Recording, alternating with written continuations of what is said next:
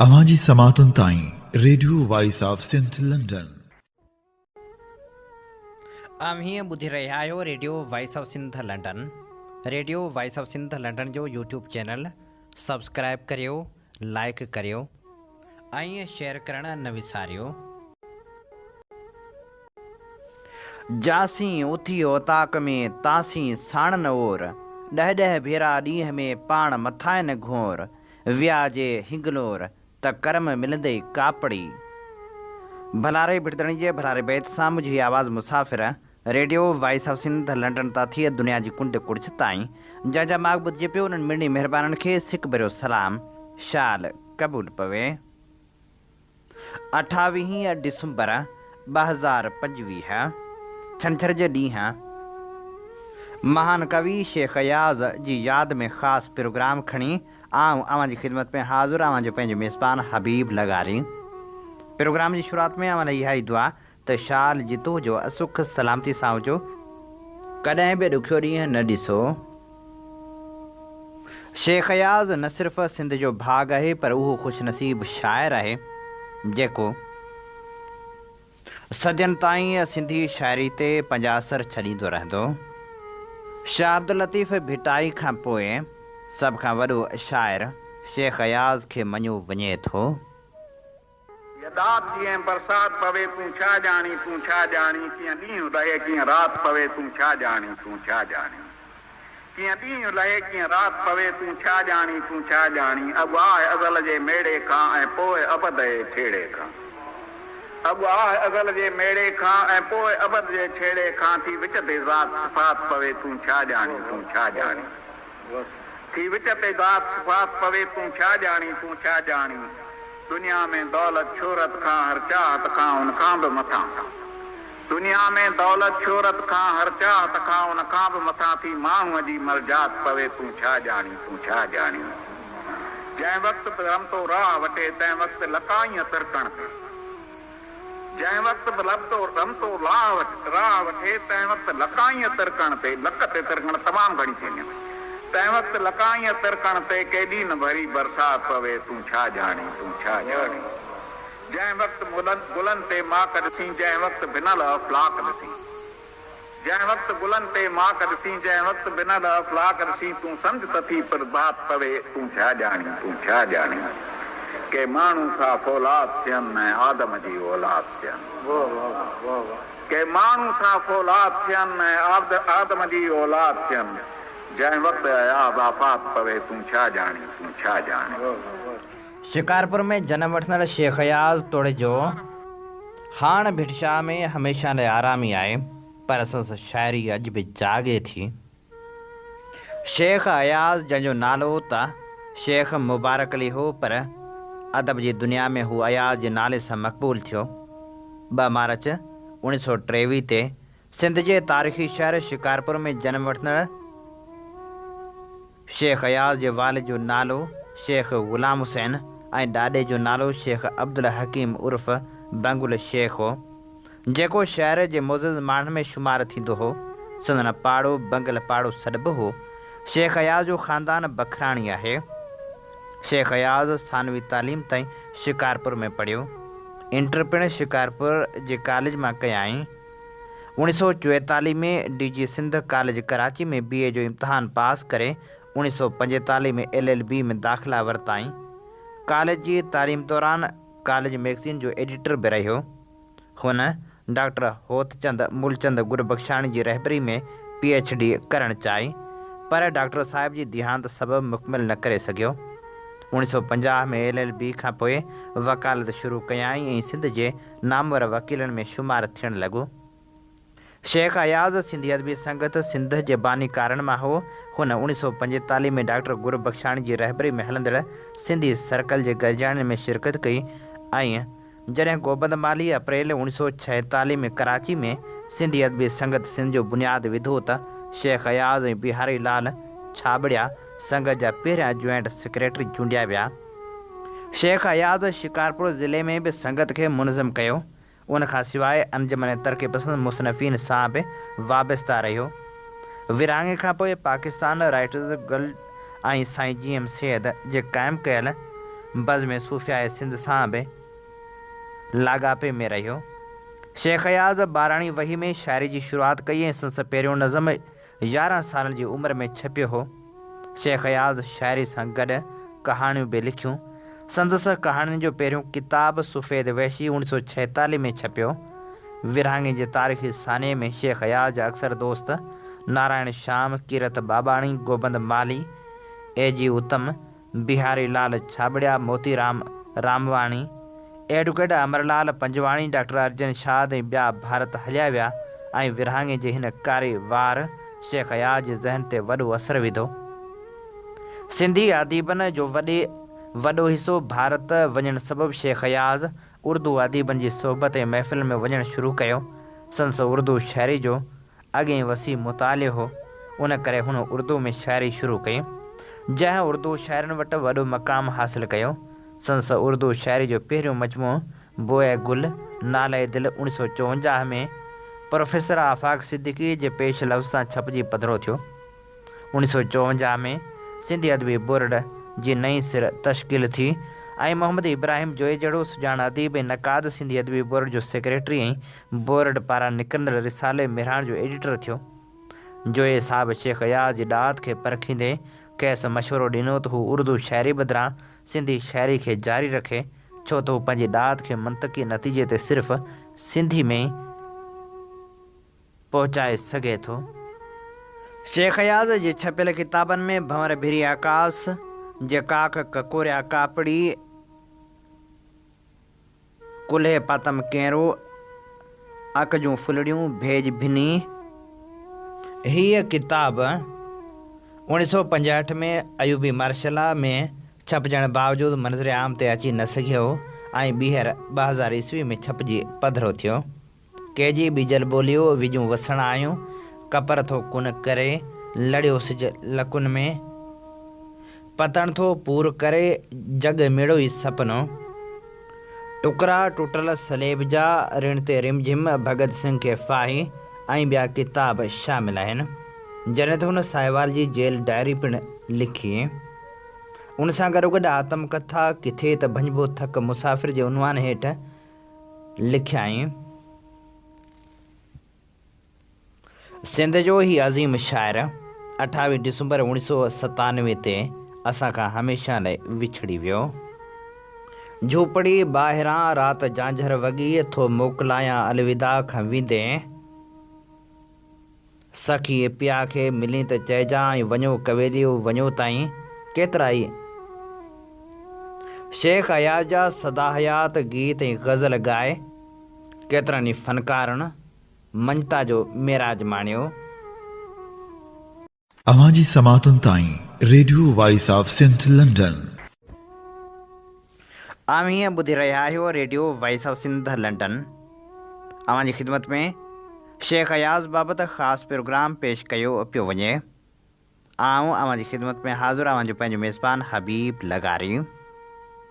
शेख अयाज़ लिखियो हो त जरजी जर कंहिं जाती कान, लुड़को घिया से लिकी लिकी, चांठ ते चांडोकी आहे, हा पर मन जी छन में छा आहे, कंहिं बि त पाती जाती कान, खिलाई तब फिकी फिकी।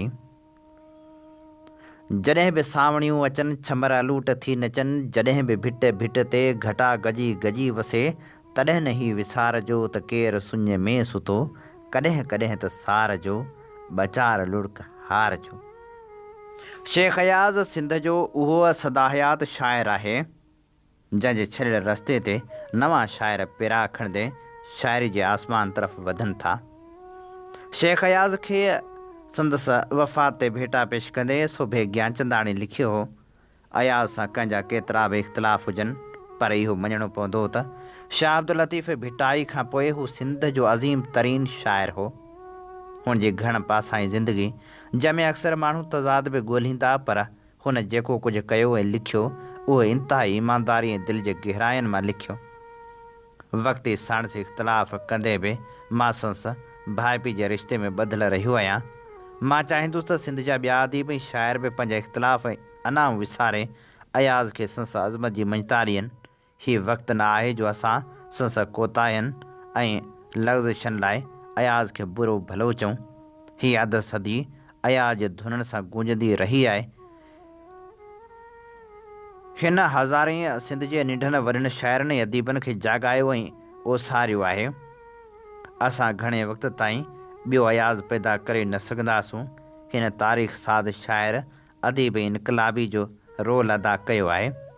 मां 1946 खां वठी संसद दोस्त ऐं मदाह रहियो आहियां ऐं उन वक़्त खां वठी ॿिया खणी इख़्तिलाफ़ कनि, पर मां चवंदुसि त शाह ऐं अयाज़ जे विच में सिर्फ़ु तुकबंद शाइरी थी आहे। मुंहिंजी ज़िंदगी ऐं हुनजी ज़िंदगी जे विच में घणो फ़र्क़ु हुयो ऐं केतिरा दफ़ा असां फ़लसफ़ियाणनि मसइलनि ते इख़्तिलाफ़ बि कयो, पर 3 महीननि जे 1965 वारी जेली जीवत असांखे पूरी ज़िंदगी लाइ ॻांढापे में आणे छॾियो। सही माना में असां हांडीवाल ऐं सियासी तहरीक में हिक ई राह ते हलिया आहियूं। हुन जो पोयों दुआई दौर बि मूंखे हुनजी भाइपी खां जुदा न करे सघियो आहे। हुन जेको पेश लफ़्ज़ मुंहिंजे ताज़े शाया थियल ख़ाकनि जे किताब वॾी विथुआम लाइ लिखियो, उन लाइ मां हुनजो मशकूर आहियां। जेकॾहिं शेख अयाज़ खे अंग्रेज़ी में तर्जुमो कयो वञे हा त खेसि अदब जो वॾे में वॾो इनाम ज़रूरु मिले हा, पर इहा असांजी बदकिस्मती आहे।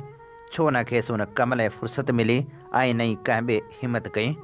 अयाज़ जी मौत ते जिते हिंद ऐं सिंध में ॾुख जी लहर छाइजी वई, उते केतिरा ई उर्दू ऐं पंजाबी जा लेखक ऐं शाइर बि शदीद ॾुख महसूसु कंदा, छाकाणि जो शेख अयाज़ जी शाइरी उर्दू ऐं पंजाबी में पिणु तमामु सुहिणे नमूने सां तर्जुमो कई वई हुई ऐं उहे खाइसि चङी रीति वाक़ुफ़ु आहिनि। शेख अयाज़ न रुॻो सिंध पर बरे सग़ीर जो वॾो शाइर हो। हुनजो आवाज़ु दुनिया जी कुंड कुड़िछ में फैलियल सिंधियुनि जे सिंध सां गहरे रिश्ते जो ऐलान हो ऐं दुबई खां बम्बई ऐं दहली ताईं संस मान में सिंधी शाइर ऐं अदीब संस क़दुरु करण में पंहिंजो शान सम्झंदा हुआ, छाकाणि जो हूअ उन्हनि खे सिंधियत जे जज़्बे सां शर्मसार कंदो हो। शेख अयाज़ लिखियो, एकाश इहो तूं ॼाणी हा आज़ाद हवा छा थींदी आहे, एकाश इहो तूं ॼाणी हा परवाज़ बिना पर कीअं हूंदा आज़ाद फ़िज़ा छा थींदी आहे, एकाश इहो तूं ॻाई हा कल रात भगत सिंह फाही ते जो गीत अधूरो गातो हो, एकाश उहो तूं पाई हा जो हार हवाउनि में उड़ंदे कल तांतिया टोपे पातो हो। तारीख़ जे खूनी गलियुनि मां हर वक़्तु सदाका ईंदी आहे, हर वक़्तु लहू जे लाड़नि ॾे का तोखे छिक छिकींदी आहे, ॼण ओडा एर जी का गोली अॼु ताईं तोखे ताड़े थी ऐं तुंहिंजे मक़्तल ॾे ॼण पेर अचानक लाड़े थी। तारीख़ बुखायल चीते जी चौवाटे ते चिंघाड़े थी, एकाश इहो तूं ॼाणी हा छा तिन जी क़ीमत थींदी आहे, जंहिं आज़ादी जा गीत चई सा आज़ादी किथे नींदी आहे, एकाश इहो तूं ॼाणी हा, एकाश इहो तूं ॼाणी हा।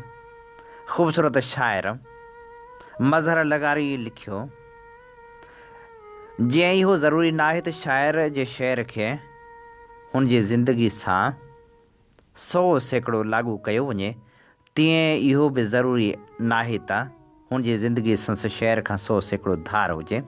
उन हवाले सां उहो हर कंहिं ते पाण ते छॾे लाइ त हू शाइर सां ऐं संस शेर सां कहिड़ो सलूक थो करे। हर शाइर जी शाइरी जो हिकिड़ो ख़ासि सैकड़ो हुनजी पंहिंजी आत्मकथा बि हुजे थो, त उहा आत्मकथा हुनजे पस मंज़र जी बि आत्मकथा हुजे थी। शेख अयाज़ जो शेर, ख़ुदा ॼाणे त कंहिं रंगीन चमन में छो न जायासीं, टिड़ियासीं दामन सहरा में ख़ुशबू ई अजाई वई, संदसि मुख़्तसर आत्मकथा आहे। हिन शेर में सहरा में टिड़ण ऐं ख़ुशबू जे ज़ाया थियण जी जेकॾहिं वधीक तशरीह कई वई त असीं ज़ौक़ जे सरहदनि मां निकिरी कंहिं ॿिए ओझड़ में वञी टिड़ंदा थाबड़ंदासीं। तंहिं करे ज़िंदगी जी आग बेबका हुजण ऐं मथां वरी उनजे ज़ाया थी वञण वारे अलमे ते ई वीचारे सघिजे थो। इन हवाले सां मथियों शेर मिर्ज़ा ग़ालिब जे हिन शेर जे क़बीले मंझां मालूम थिए थो, लरज़ता है मेरा दिल ज़हमत महर दरख्शां पर, मैं हूँ वो कतरा शबनम जो हो ख़ार बयाबान पर। मुंहिंजे दिलि में रफणी बणिजी वई आहे जो चिमकंदड़ सिज वरी तकलीफ़ वठी अची नमूदार थियो आहे, छो त आउं माक जो उहो फुड़ो आहियां जेको रिण में कंहिं कंडे मथां अची किरियो आहे। शेख अयाज़ वञण लाइ वियो आहे ऐं हू वापसि कोन ईंदो, पर आउं सम्झां थो त हुनजी ख़ुशबू जे ज़ाया थियण जो सवाल ई पैदा नथो थिए। अयाज़ जा ॻोढ़ा हिन देस जे सचनि माण्हुनि जे दिलनि सिपियुनि वांगुरु झटे वरिता आहिनि, पर हुनजी दिलि जी सिपी में ज़ाया थियण जे मोती बणिजी वियल अहसास जो छा थींदो जेको हू पाण सां गॾु खणी वियो। अॼु जेकॾहिं केरु इहो चवे त शेख अयाज़ पंहिंजे देस ऐं दौर खे अजायूं मयारूं ॾिनियूं ऐं उनजा गुण कोन ॻाया त इहा ॻाल्हि दुरुस्त कान हूंदी। हुन जिहाद तिहा मुमारो मञा वारे उसूल तां कॾहिं बि थेड़ कोन खाधो, पर पंहिंजी सोबत जे बारे में हक़ीक़तनि खे हू तब्दील त नथे करे सघियो। तंहिं करे हुनखे लिखिणो पियो, आऊं अकेलो कूड़ कटक मूले कोई लंघ न लक, आऊं अकेलो साम्हूं सत खंजर खंजर के ई हथ। केतिरा ई खंजर बि हुन सुञाता ऐं सत उन्हनि जा हथ बि हुन सुञाता। कुझु हथ त अहिड़ा बि हुआ जो हुन मिर्ज़ा ग़ालिब जो उन शहर जी तक़लीद कंदे खेनि दुआऊं बि ॾिनियूं त नज़र लगे न कहीं उसके दस्ते बाजों को, ये लोग क्यों मेरे ज़ख्मी जिगर को देखते हैं। माण्हू मुंहिंजे घाव खे ॾिसी ॾिसी हैरान पिया थियनि, किथे हुनजे हथ खे नज़र न लॻी वञे। अछनि कपिड़नि वारे माण्हू ते गप उछलाइण जो कल्चर शुरू थियो त शेख अयाज़ खे न बख़्शियो वियो। जॾहिं एहतिसाब वारे इस्तलाह जो को पखी पखण बि कोन हो, तॾहिं शेख अयाज़ जो बाज़ाब्ते एहतिसाब मुकमल थी वियो। हू ज़हीन हो छो त शाइर हो, हू चालाक कोन हो छो त हू सियासतदान कोन हो। तंहिं करे हूअ पंहिंजे भरपासे जे मजमूए जी माम सम्झी कोन सघियो ऐं उनखे सम्झण जी ज़रूरत बि कहिड़ी हुई। हुन मौत ते पंहिंजो होमवर्क मुकमिल करे वरितो हो, तंहिं करे हू बाक़ी मिलियल मोहलत में लिखण ऐं पढ़ण में मसरूफ़ रहियो। दुनिया जी शाइरी ऐं अदब हुन सुराही वांगुरु उते छॾी हुई ऐं उहा मए पीअण खां पोइ कंहिं बड़बड़ करण जी ज़रूरत ई कान हुई। हुन त मध पीअंदे साजन खे सही सुञाणे छॾियो हो। शेख अयाज़ पहिरियों जदीद सिंधी शाइर हो ऐं पंहिंजे हमअसर अदबी ऐं सियासी तहरीकनि सां हुनजी तमामु घणी लह विचड़ रही। हुन अकेले सिर रस्तो ठाहियो, मुखालफ़तनि ऐं रुकावटनि खे मुंहुं ॾिनो। अॼु जेको मांडाण मतल आहे तंहिंमें अयाज़ ते इल्ज़ाम वारी आङुर उभी करण त आसान आहे, पर तनक़ीद बहस मुबाहिसे खां वठी इल्ज़ाम हणण ताईं जूं उहे आज़ादियूं बि अयाज़ जे पोरिये जो समर आहिनि। पंहिंजे देशवासियुनि जे रवैयनि ते हुन जो हिकिड़ो रद अमल इहो बि हो त ए हमवतनो, आउं अव्हां ते छो न खिलां, पर हूअ जिन इनकलाबनि जा ॾस पता पुछी रहियो हो तिन ताईं पहुच ऐं उन पहुच जे वसीलनि बाबति बि हुनखे समूरा अहसास ऐं परेशानियूं हुयूं। अयाज़ नाहे रहियो इहो अहसास ऐं परेशानियूं अॼु बि हिन शहर में मौजूदु आहिनि त परार ते का पुकार आहे, मगर अॻियां ते तार आहे, किथे असांजी उकार आहे, अयाज़ केॾ ही नाव नींदी। ऐं हाणे अव्हां जी ख़िदमत में पेश करियूं था नामियारे आर्टिस्ट ऐं शाइर ए आर आज़ाद जी शेख अयाज़ बाबति गुफ़्तगू।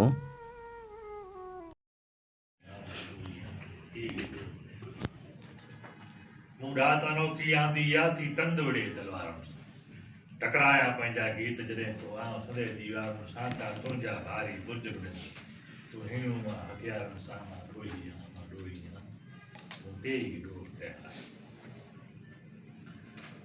अयाज़ धरती जो शाइर, तमामु वॾो शाइर। हुनजी सिट में, हुनजी लफ़्ज़ में, हुनजी हर सिंफ़ में, हुनजी हर शाइरी में जो कमाल हुयो, पंहिंजे हुनजे हमअसर कंहिं बि शाइर में उहा शइ न हुई। अयाज़ जो वॾो कमु इहो त हुन जेके रवायतूं हुयूं, मुख़्तलिफ़ सिंफ़ूं शाइरी जूं जेके पुराणियूं रवायतुनि ते ॿुधल हुयूं, अयाज़ उन्हनि खे टोड़े उन्हनि में नयूं रवायतूं क़ाइमु कयूं। जीअं गज़ल जेको हुयो उहो हिकिड़ो मख़सूस ख़्याल ते मबनी हुयो अयाज़ खे पहिरियों, त अयाज़ उनखे उन रिवायत खे टोड़े उन में हर क़िस्म जो ख़्यालु उन में समाए गज़ल। उनखां पोइ गज़ल जहिड़ो त आज़ादु थी वियो पंजोड़ कई दफ़ा। उनखां पोइ सिंधीअ में गज़ल सही माना में उनखां पोइ लिखियो ई कोन, त पहिरियां सिंधी में गज़ल घटि लिखंदो आहे। जॾहिं इहा क़ामती गज़ल त हटी वई त पोइ हर शाइर गज़ल लिखणु शुरू आहे। वाई जेका हिकिड़ी छिंद ते बीठी हुई अयाज़ खां पहिरियां घणो करे, अयाज़ हुनखे छिंद मां कढी आयो ॿाहिरि, हुनखे उरूज़ में आंदी, उरूज़ में आंदई ऐं हर बार में आंदी, हर वज़न में आंदी। त उहो इहो जेको अयाज़ जो वाई जो तजुर्बो ईअं त कमाल करे छॾियो। वाई में हिकिड़ी साह पइजी हिकिड़ो पाक आहे, छोजो लाज़मी आहे त शयूं जेके हिकिड़ियूं पुराणियूं थियनि थियूं उन्हनि खे नवाइण जी ज़रूरत हूंदी आहे। उहे मुसलसिल या सदियुनि ताईं उहे साॻियूं शयूं हली कोन थियूं सघनि। अयाज़ ऐं वाई में जेका नवाइण थी उनखां पोइ तक़रीबन जेके नवां शाइर आहे उन्हनि अॼु सूदो बि उहे वायूं लिखनि पिया ऐं उरूज़ ते लिखनि पिया। त उन में हिकिड़ो तरनमी पंहिंजो पैदा थी वियो। उहा वाई जॾहिं ॻाई वई, जॾहिं बैदुल मसूर उहे वायूं ॻायूं त उहे उन्हनि बाक़ाइदे उन्हनि में चस्पी हिकिड़ो ॿियो हुजे, माण्हू बाक़ाइदे उनखे पंहिंजो पियो ऐं ॿुधो दिलि सां। त इन खां अलावा जेके ॿियूं सिंफ़ूं आहिनि, आयात नज़म आहे, नज़म आहे, ऐं नज़म में बि अयाज़ तजुर्बा इलाही आहिनि। हिकिड़ा त सिधो सो आज़ाद नज़म आहे, नज़म आहे, हिकिड़ा पाबंद नज़म आहे, तराइल अयाज़ जेके ॾिना, तराइल में अयाज़ तजुर्बा कया। तराइल जेको पुराणे फॉर्मेट में बीठो अयाज़ उनखे नवां ॾिनी। पुराणे फॉर्मेट में इहो त पहिरियों जेके ॿ सिटूं आख़िर में उहे ॿई सिटूं साम्हूं वेंदियूं, पर अयाज़ उनखे काठे ॾिनी आहे, साॻियूं सिटूं जो वजह कोन्हे। इहा हिकिड़ी हिन में ऐं सॼो किताबु लिखी ॾिए, सॼो किताबु उन तराइल ते ईंदे उहो तराइल उन खां पोइ उन ते तराइल उहे अयाज़ तजुर्बा कया, उन ते तराइल अयाज़ हिकिड़ी सिंफ़ हूंदी 1.5 स्ट्रोक, अहिड़ी त भली सिंफ़ हुई, अहिड़ी त तरण वारी सिंफ़ हुई जो उन खां पोइ ई जेको सो 1.5 सिटा लिखी शुरू थिया। जेका पहिरियां सिंधीअ में इहा सिंध हुई ऐं हींअर उहा सिंधीअ जी तक़रीबन काफ़ी मक़बूल सिंफ़ आहे ऐं काफ़ी नवां दोस्त जेके 1.5 सिट लिखनि था। मूं पाण इलाही ॿिनी किताबनि में 1.5 सिटा इलाही सारा आहिनि, छो जो मूंखे बि सिंफ़ ॾाढी वणी, ॾाढी हिकिड़ी प्यारी सिंफ़ आहे। उन में ख़्यालु जेको आहे उहो तमामु सुहिणे नमूने माण्हुनि में समाए सघे थो। आहे पंहिंजो हाइके वांगुरु ई, पर उनजो जेको रिदम आहे, घाड़ेटो आहे, उहो चेंज आहे। हाइके खां टेड़ियो खां मुख़्तलिफ़ थी बीठो आहे, इन करे उहो वधीक उन में सूंहं अची वई आहे। इन खां सवाइ किताब जिन अयाज़ जा पढ़ंदासीं भोर मेरे आकाश या विजू वसण आहियूं, ख़ासि करे विजू वसण आहियूं में जेके अयाज़ तजुर्बा कया आहिनि, लोकगीतनि में अयाज़ तजुर्बा कया आहिनि। लोकगीतनि में हिकिड़ा त जेके रिवायती लोकगीत आहे उन हटी करे ॿिया जेके अयाज़ लोकगीत लिखिया उहे बि हिकिड़ा तमामु बहितरीनु हिकिड़ी शाइरी आहे। जेका अयाज़ ऐं शाइरी बस पंहिंजी आहे, त उन खां पोइ जेको नसर अयाज़ लिखियो आहे उहो तमामु हिकिड़ो बहितरीनु नसर आहे। जिन बि पढ़ियो आहे उन्हनि बिल्कुलु अयाज़ खे दाद ॾिनो आहे। न त अक्सर ईअं थींदो आहे त शाइर जेके नसर या त न लिखंदा आहिनि या घटि लिखंदा आहिनि। जेके लिखंदा आहिनि त उन्हनि में उहा शइ न अची सघंदी आहे जेका हिकिड़े नसर में ॾिसण ईंदी आहे। अयाज़ उहो नसर लिखी ॾेखारियो।